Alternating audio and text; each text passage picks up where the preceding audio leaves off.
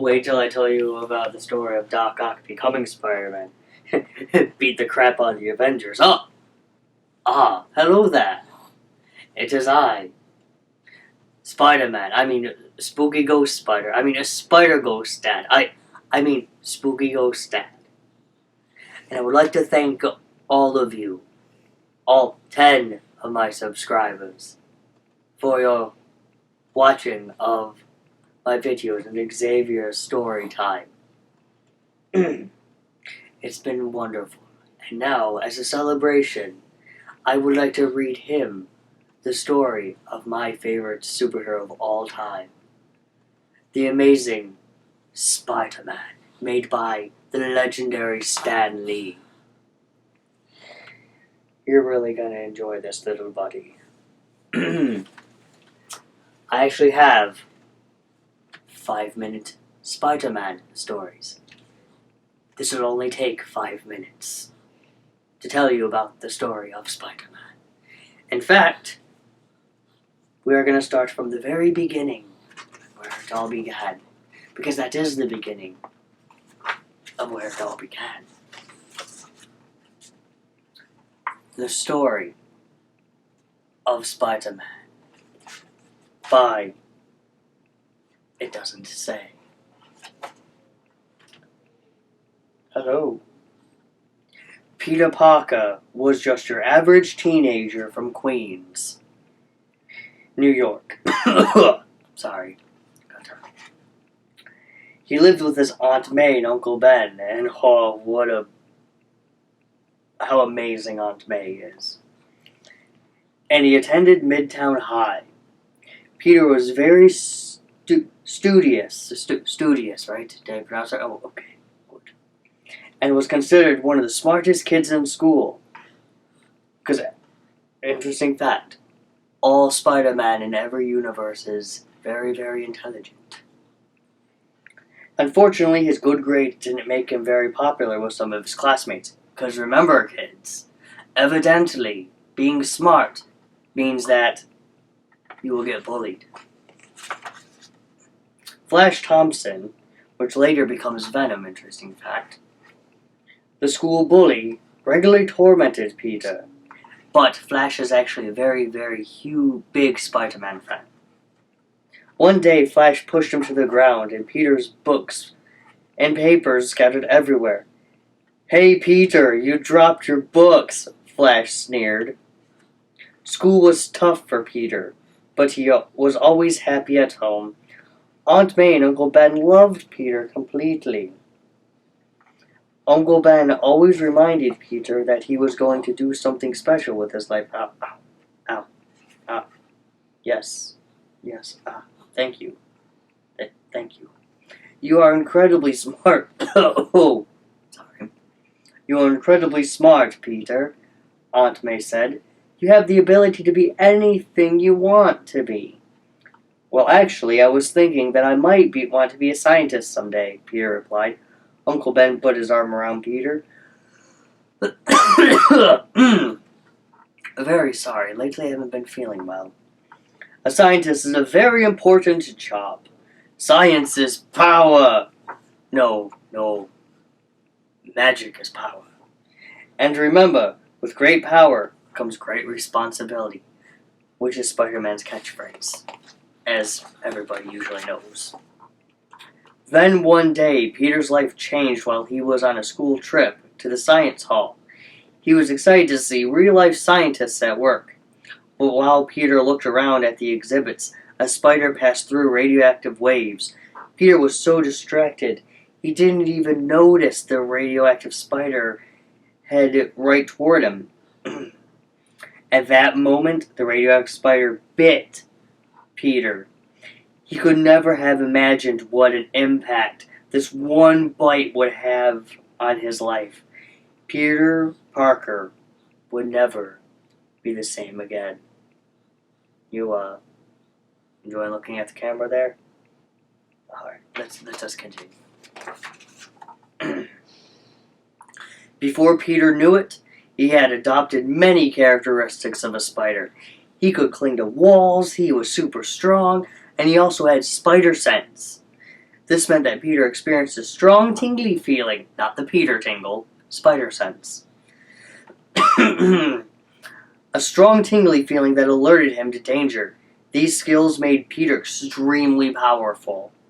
Peter wanted to keep his identity a secret, so he stayed up all night creating a spider suit and mask.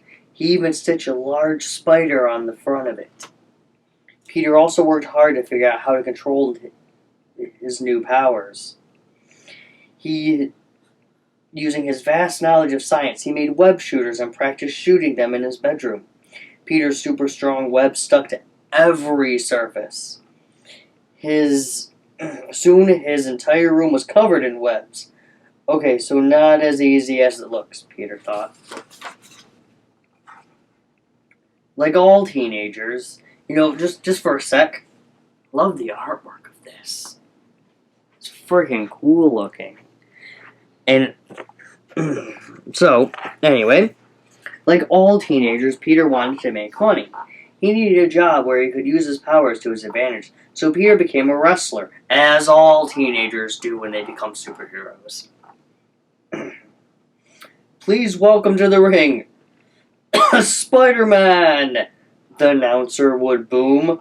Peter used his powers to defeat every opponent. One night, Peter noticed the wrestling gym was being robbed. Peter didn't care, and the robber ended up getting away. When Peter got home later that night, he saw police cars in front of his house. He raced inside and found out that someone had attacked and hurt Uncle Ben. Wait, what? Aunt May and Peter were devastated. The police officers told Peter not to worry because they had the criminal cornered at an old warehouse. But Peter knew he had to take matters into his own hands. Peter put on his Spider-Man suit and swung through the city. He was determined to avenge Uncle Ben. Which, interesting fact, Uncle Ben is the only Marvel character that has never actually been revived, except for in Spider-Verse. I'd recommend checking that out. Not the movie, the comic series.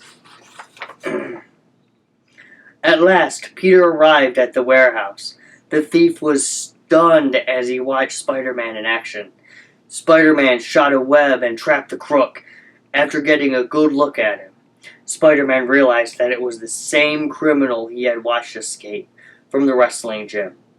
If only I had stopped him then, he thought. Peter vowed that from then on, he would help others whenever it was in his power. He would never let anything like this happen again. Just 1 month earlier, Peter would have been busy studying for his chemistry final, like any normal teenager. But everything had changed. He might still have to do homework from time to time, but Peter was also Spider-Man. The next day at school, everyone couldn't stop talking about Spider-Man. I think he's great, Flash said as he looked at an article about the new hero. He's just trying to help the city. Peter smiled. If only Flash knew who Peter really was. Actually, he does, but I'm not going to babble about that. The next day, Spider-Man heard about another criminal on the loose in Manhattan. Spider-Man swung down to confront the villain, who he discovered had the ability to control electricity. It was Electro, who was actually pure energy. We're not going to talk about Amazing Spider-Man 2 with Andrew Garfield. The hero used his web shooters, and after a few tries, the supervillain was defeated. In that moment, Spider-Man realized something. It was his destiny to always protect others, and if he worked hard enough, maybe one day he could become a great superhero. Spider-Man thought back to the words that Uncle Ben always used to say. And let me tell you this. Every Spider-Man follows these exact words. With great power comes great responsibility. Peter Parker might seem like your normal teenager, but there's a part of him that is extremely special. He is a superhero who can scale buildings and spin webs. He is the Amazing Spider-Man.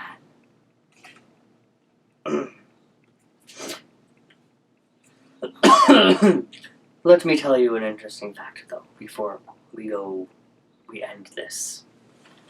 There are multiple universes with different spiders. Each one of those universes needs a Spider-Man to protect it. And we shall end there. It appears you haven't gotten sleepy yet, little guy. Oh, no, there you go. And now, I shall thank you all once again for staying with me and the little one as I read him bedtime stories. But for now, it is time for him to go to sleepy.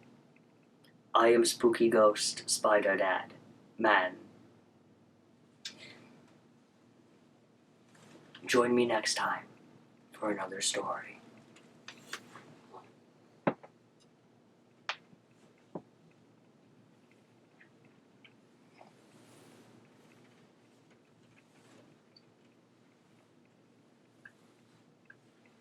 Sweet night's mass, little one.